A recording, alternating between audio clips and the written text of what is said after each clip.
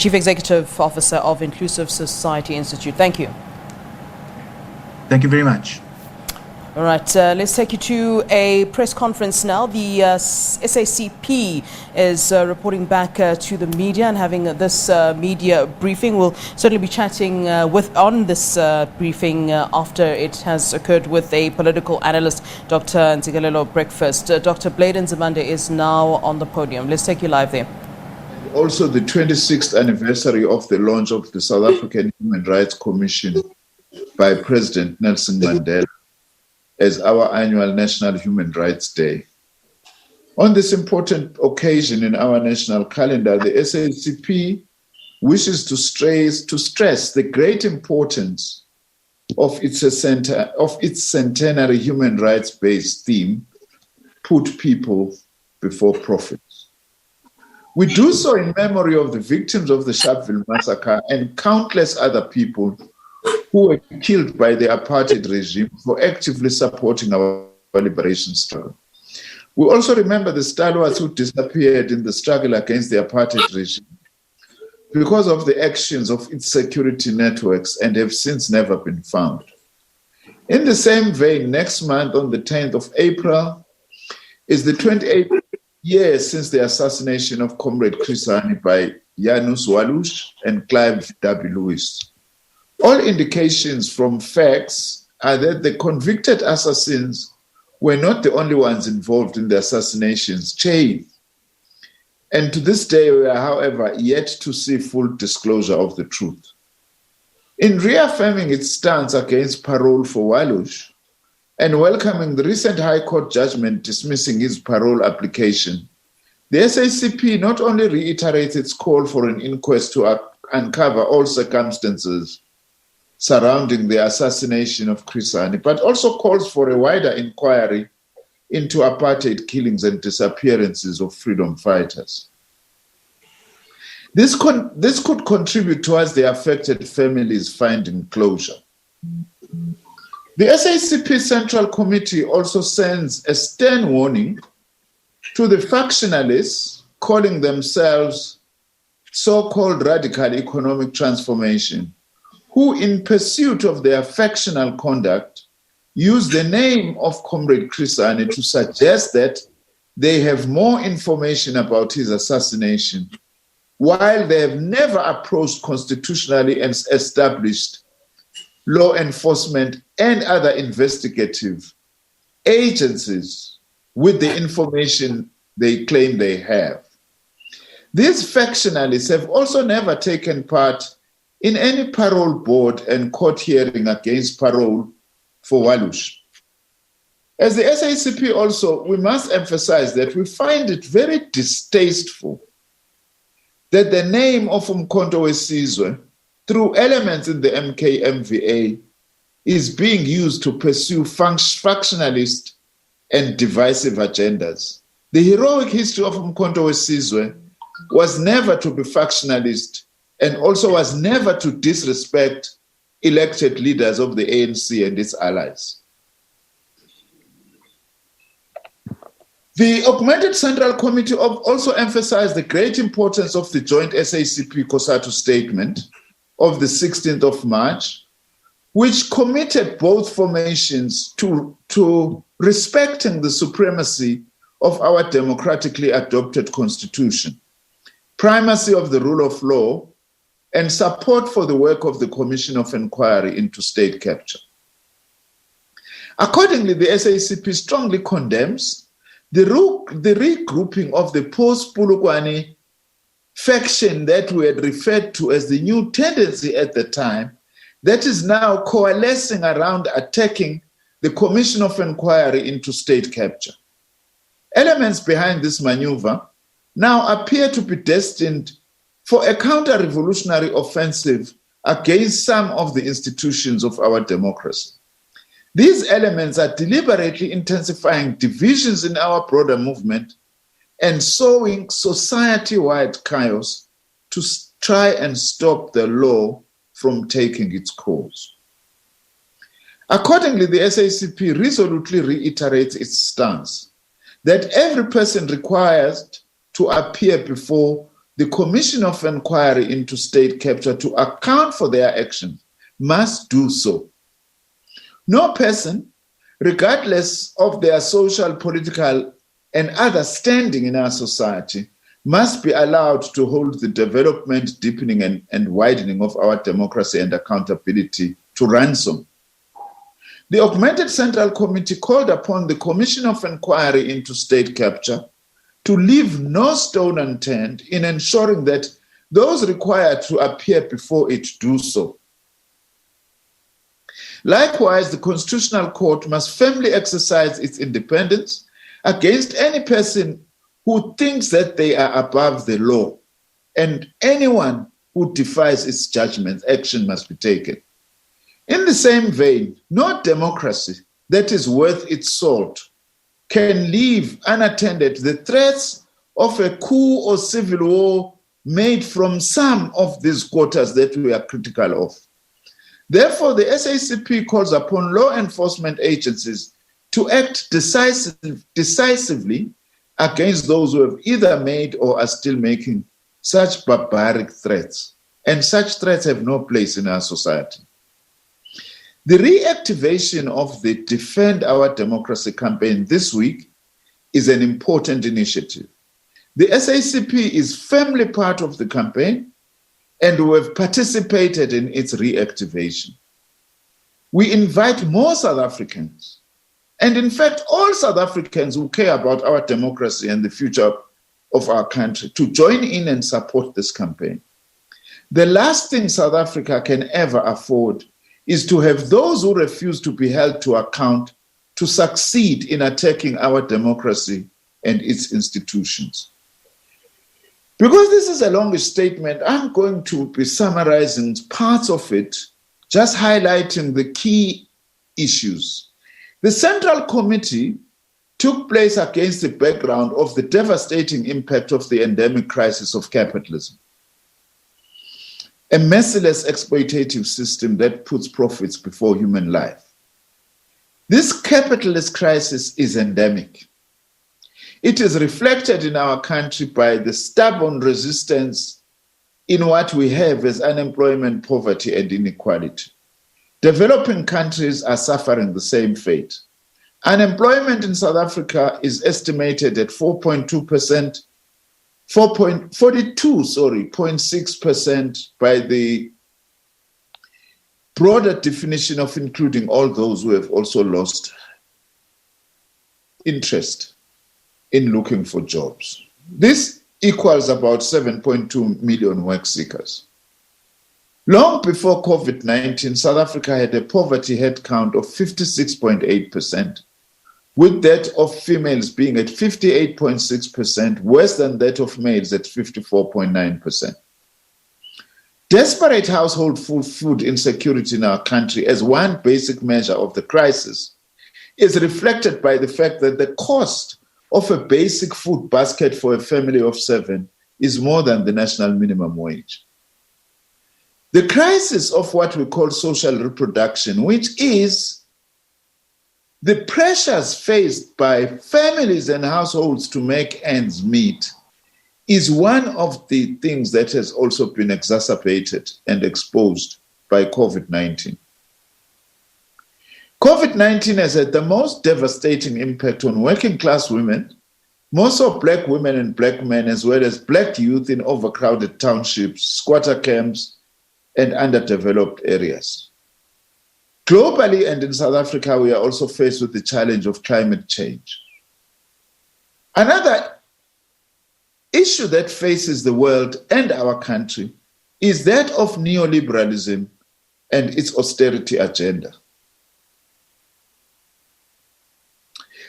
Related to the crisis that I've mentioned above, which essentially is a crisis of neoliberalism, this regime pursuing an austerity agenda is pushing whole countries to be involved in severe budget cuts that are affecting social spending. And also, this in itself prevents ability of countries to make the economic turnaround that is needed so much. Neoliberalism was a key policy driver in the rise of poverty and unemployment in the world. This has also been seen in the effects of the restructuring of the workforce, including through retrenchments, labor brokering, casualizations, and other more forms of exploitative labor arrangements in workplaces. The push by institutions such as the International Monetary Fund for governments to cut public sector wages and pursue other anti-worker policies is part of this neoliberal austerity agenda. As the SACP, we reject the idea that in order to turn around our economies, we must attack public sector workers' wages and salaries. That is not a solution to poverty, inequality, and unemployment that faces us.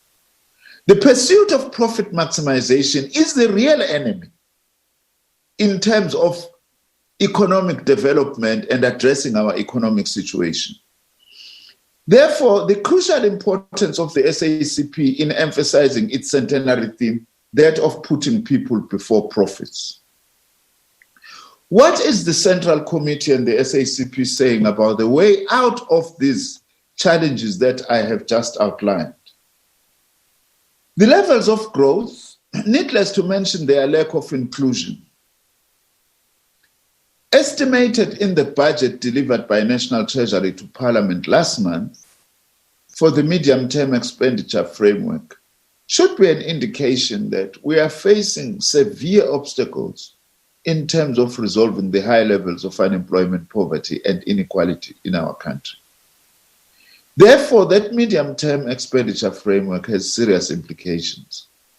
While recognizing the consultation that took place at NEDLAC, the SACP is calling for a fresh round of consultation towards an adequate economic and social reconstruction and development plan. Our Central Committee underlined the importance of alliance consultation and collective leadership regarding the substance and direction of the revised economic and social reconstruction plan that we are calling for. We have learned, for instance, from our bilateral with Cosatu that in the wake of the undermining of the bargaining agreement in the public sector, private employers are now doing the same. They've become very arrogant, and this is threatening our hard-fought-for collective bargaining agreements.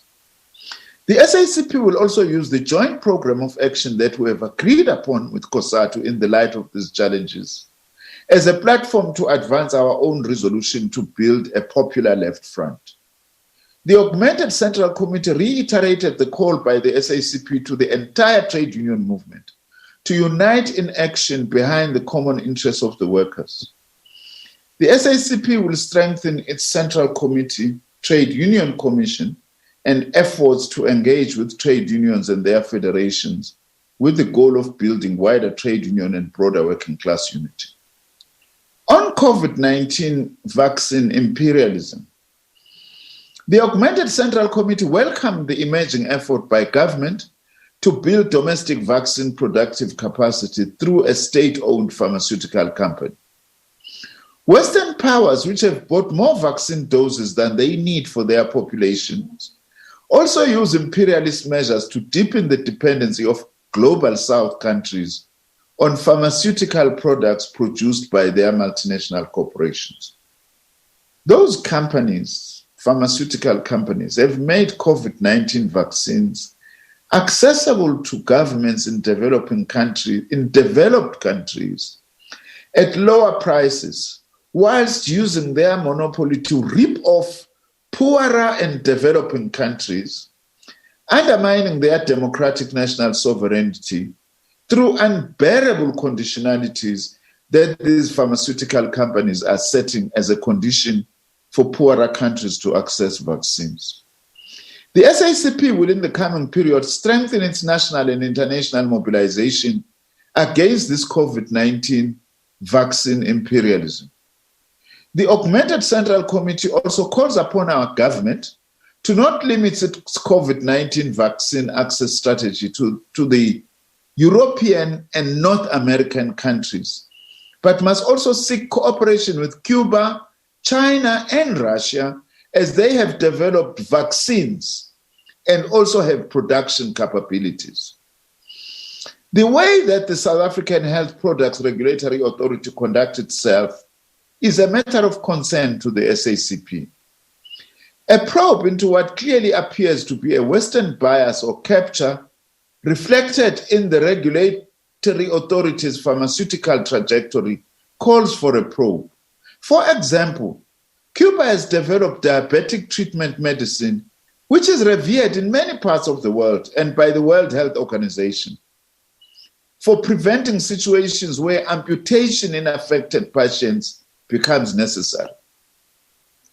The approval of the medicine has been frustrated for years in our country, yet this medicine has been proven it does cut down necessity for amputations in diabetic patients significantly.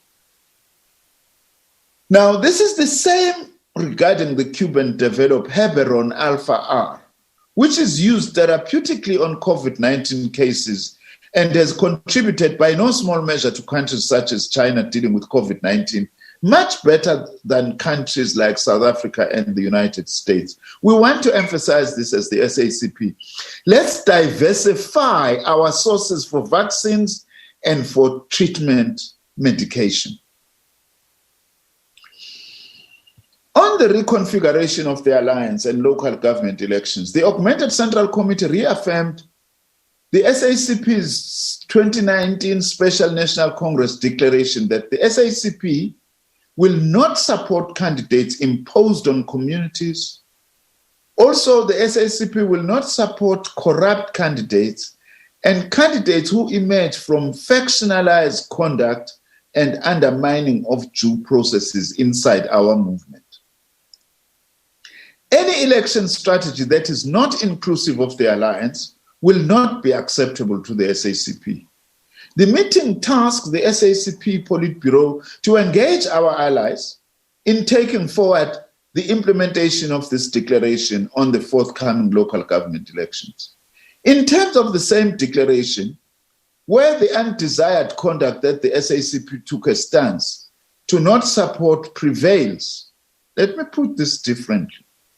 Our declaration says, where we have not supported the imposition, for instance, of candidate and other undesirable conducts from within the ranks of our movement, as the SACP, we will reconsider whether in those particular localities we will be able to contest within our commitment of a United Alliance program.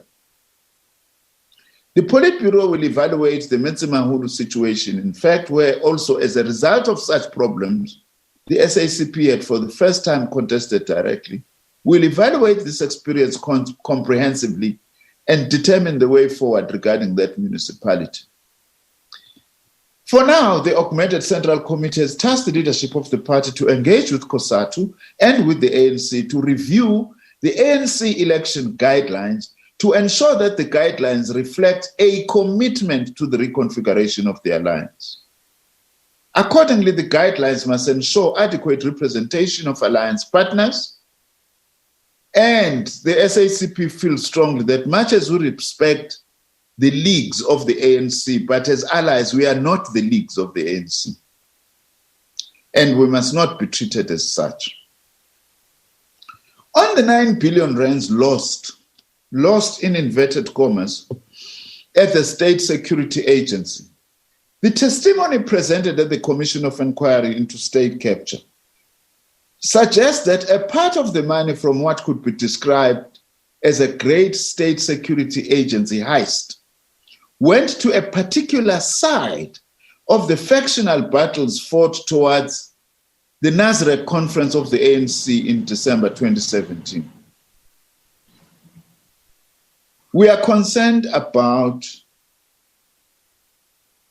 this testimony as presented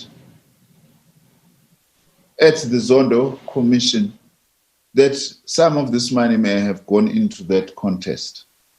In the same vein, it was clearly suggested by the testimony that the so-called money lost in expenditure and outright theft at the SSA was being looted in order to drive factionalist politics, as well as private personal enrichment for certain individuals. What we call the Great SSA Heist, and further the corruption associated with the water boards, calls for full disclosure by all candidates who contested positions of leadership at the ANC National Conference on the sources of the funds that went into supporting their campaigns. The augmented CC made this decision considering the so-called CR17 campaign financial statements that were circulated widely in the media following investigations by the public protector. Our stance is that all monies that were used must be investigated, not selectively, but comprehensively in the campaign. This is not entering into the internal affairs of the African National Congress. We want to make this clear. We respect our independence as different formations. What is of concern here is that state monies, as alleged in the Zondo Commission, are supposed to have been used to actually pursue internal factionalist battles in the African National Congress. That is our main concern about this abuse of state funds. That's why we say the Zondo Commission, in hope, will go deeper into this. On international matters, the Augmented Central Committee pledges its solidarity with the people of Cuba against the heightened imperialist and illegal blockade by the United States for more than 6 decades now. During his election campaign, Joe Biden committed to reverse that draconian offensive against Cuba and the Cuban people by its former president, Donald Trump. However, the Biden administration is yet to do so. The Augmented Central Committee has called for the Biden administration to lift the blockade against Cuba unconditionally with immediate effect.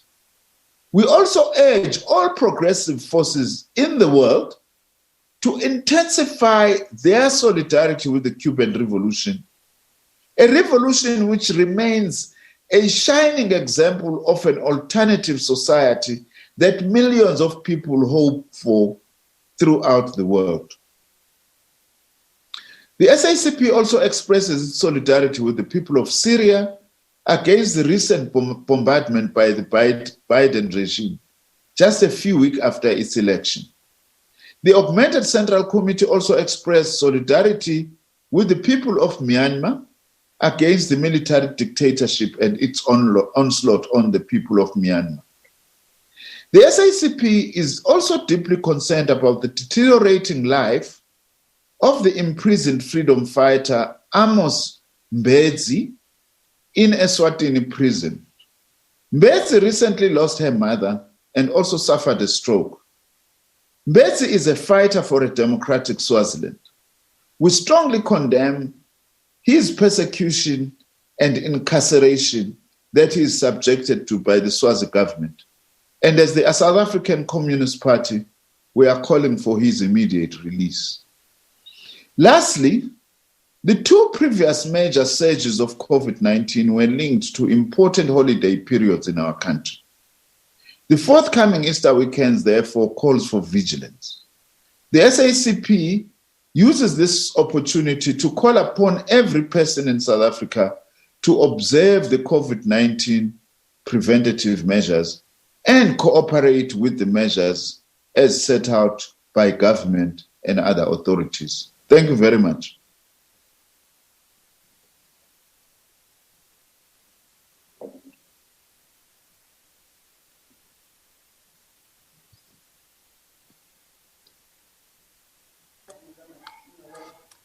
Thank you, GS. I will now invite Comrade Solima Paila to present the part on education.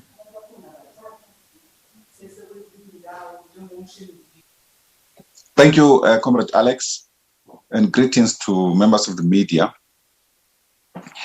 Just to continue this paragraph, we felt it would be important that we read this, not the GS, because it's not his decision.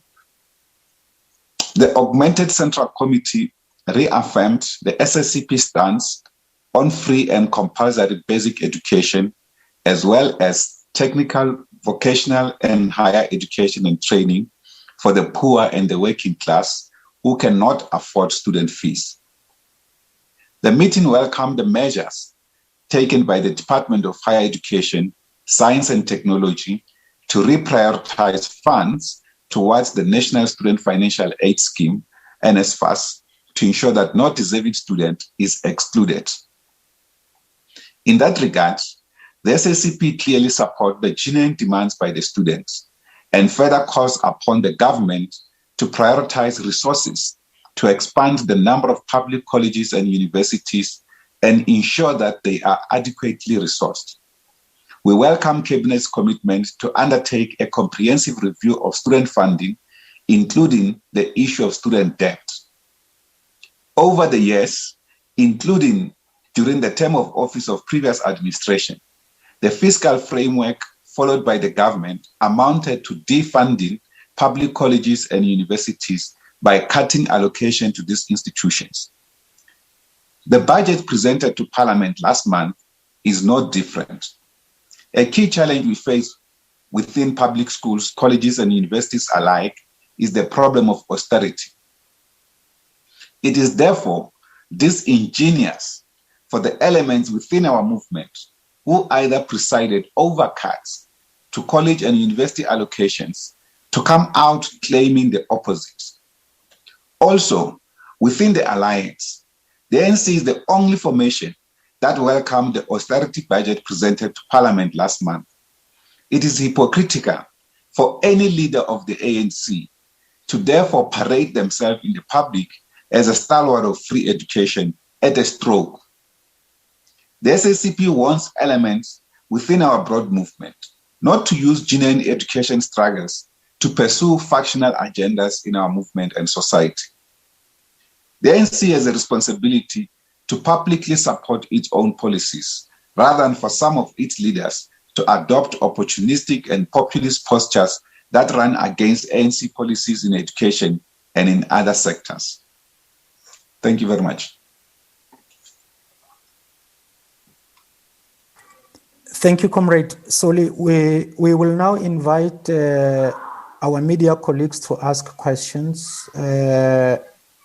If you wish to ask a question, you just make use of your dashboard. You raise your hand, and then I will promote you to the panelist screen for you to ask your question, if there is any question.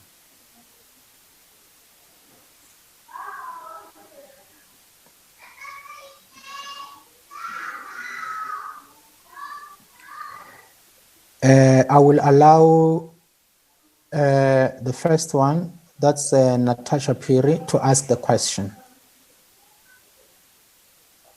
Yes, Natasha, from the SABC. Yes. Good afternoon. I hope you can hear me. Yes, you are audible. Okay, so Mr. Bamzimande, you spoke a lot, about the local government elections. I'm just wondering, I think on the 28th of February, Cosatu had threatened to dump the ANC in the upcoming local government elections. Is this something that you engaged Cosatu and the ANC about, perhaps? Thank you very much, Natasha, for your question, which was quite loud and clear. Let me check if there is any further question.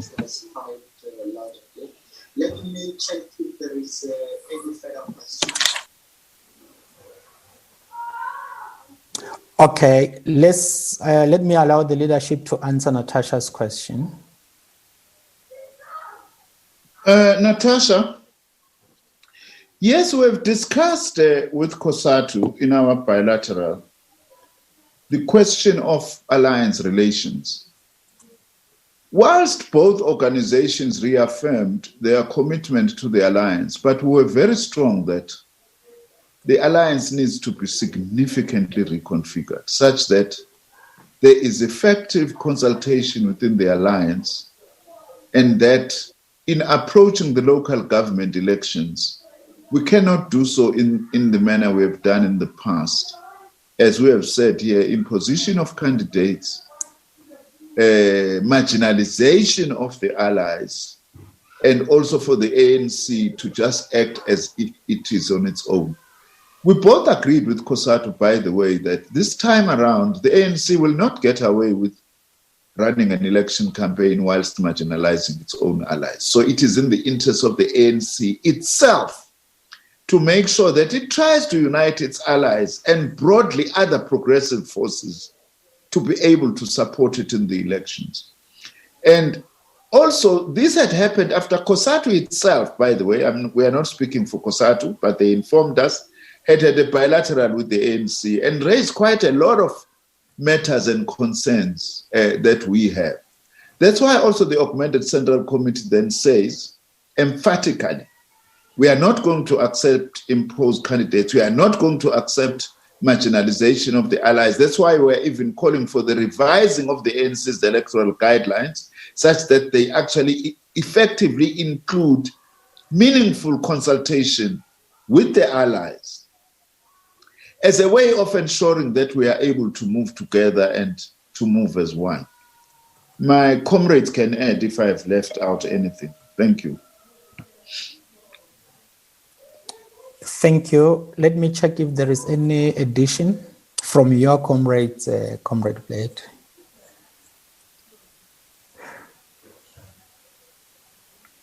Your comrades are not adding. Let me check if there is any further question or even a follow-up before we can close in the absence of any further question. Okay, it seems that your statement, GS, was clear of the Central Committee. Let me take this opportunity to thank our media colleagues and apologize once more for the delay. We normally do not delay our press briefings, so we were handling quite a large meeting today. I would like to thank you. All right, let's discuss this further then. The SACP's Augmented Central Committee press briefing there. We heard, of course, from Mr. Solima Paila as well as Dr. Blade Nzimande, the Secretary General there. Let's get some analysis. And we're now joined via Zoom by political analyst Dr. Ntsikelelo Breakfast. Dr. Breakfast, always a pleasure to see you. Thank you for being with us here on SABC News, sir. Thank you very much for having me. You're most welcome. Let's start off with the question that was posed there, which I think is quite important, by my colleague, reporter Natasha Piri. She posed a question to Dr. Blade Nzimande, and I wonder if you heard it as we were at that briefing, that, you know, with the local government elections coming through, of course, we know this is an election year. We had, of course, heard threats from Cosatu threatening to dump the ANC. In answering the question from the little that I got there, it seemed that the SACP is not backing Cosatu on this. We know with the tripartite alliance, they've usually spoken with one voice. Does this mean, or does this indicate some kind of tensions where the SACP is leaning more towards the ANC? Just to set the scene for the viewers, what brings together the SACP, Cosatu, and the ANC is basically the NDR, which is a two-stage theory that there's got to be a time whereby the revolution is led by the bourgeoisie class while the working class is being made ready to take over. However, the SACP doesn't seem to be having a footprint in working class communities because some of its members are in the parliament, they are in the executive. And so long as, in my opinion, they have those privileges, coming back to your question, so long as they have those privileges, I can bet my bottom dollar they will never ever rock the boat in terms of breaking away from the ANC, simply because they can access, resources. So these are just mere threats. It's not the first time this debate has arisen in the alliance about whether the SACP or Cosatu, they are going to walk away from the alliance or not. Yeah, and I wonder, would the two even be able to stand alone? Would Cosatu or the SACP, in fact, be able to stand alone without them? I'll call it the mother body, but it's not, without the big ANC? I don't think so, simply because, first of all, in order for you to do that, you have to have numbers. Yeah. I'm not convinced that the SACP, they have numbers to stand by themselves. Also, in order for you to do well in the elections, you have to have money. And I'm not sure if they are well established to do that. So I think these are just mere threats when they want the ruling party to give in on something.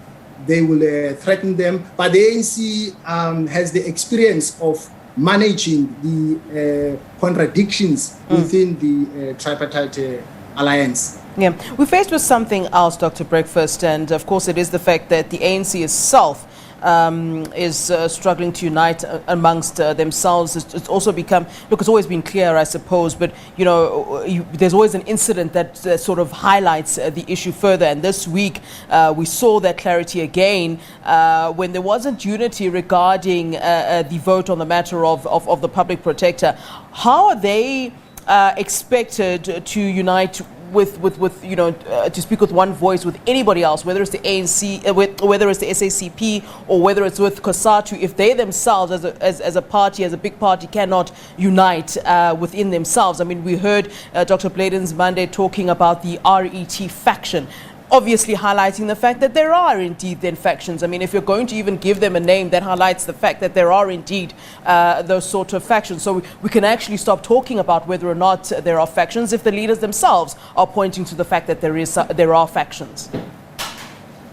Of course, the SACP has always been embroiled in some of the factional battles of the ANC. Yeah. Before Polokwane, even after Polokwane, to the extent that they have also purged some of their members who were critical of some of the positions that were taken by the party. Masibuko, Gyaha, Zwelinzima, Vavi, Jim, the list is endless. So they've been part of the problem even themselves. And for the ANC, I think it's practically impossible for them to unite the African National Congress, because, I mean, the divisions are out there. The evidence is glaring that the party cannot function as a unit. It cannot function as a unified force. Speaking of glaring evidence, this week President Cyril Ramaphosa was in KZN for the funeral service of the late King of Cosatu. There seems to have been, some sort of tension resulting, and I'm sure you've seen the visuals there, resulting in the president having to leave from, some sort of makeshift fence as opposed to the main entrance. Is there anything to read into this? I mean, some people saying, oh, well, no, the Amabuto had kind of closed off the main entrance, and that's why the president had to be taken out from a different entrance altogether. But some people saying, no, this points to the fact that, again, we're talking about those tensions perhaps brewing and becoming more apparent and clear as we watch those events unfold. I mean, what did you make of what happened there? Yeah, South Africa is a post-conflict society, and post-conflict societies, their peace tends to be fragile. Yeah. There is no perfect democracy. All democracies have ups and downs. So I think it was one of those moments of madness, in my opinion. I don't think that we must read too much into that. Yeah, and just in closing, Dr. Breakfast, is there an opportunity, a chance, a possibility of the ANC amending itself? It does seem quite fractured with all the sort of divisions within the party itself, or as some have pointed out, or some have said, maybe it's time to give someone else a time to lead the country, because it seems that all these divisions are also deviating from actually running the country, because you're so focused on your own positions, where you stand, whether or not you're being called to the commission into the inquiry of state capture. All of those things are taking away from what they're supposed to be doing, which is leading the country and providing service. And every day I sit here and I report on service delivery issues where people are complaining, but our leaders are sitting in their own sort of squabbles and divisions and cabals and whatever else that they have. So how are they able then to lead when they're so focused on something else? Yeah, I don't think that it's practically possible for the ANC at the moment to be united. The divisions are not ideological, even though there is this narrative of radical economic transformation. I think the divisions in the main are caused by competition over scarce resources. Yeah. I think at some point there will be a split within the ANC. I think that cannot be avoided, but yeah, time will tell. All right, Dr. Breakfast, it's always good to see you. Thank you for giving us your time this afternoon. All right, that's Dr. Ntsikelelo Breakfast, political analyst. They're weighing in on really a number of issues, but on the back of the SACP just now with their media briefing, the Augmented Central Committee press briefing, which we just heard them.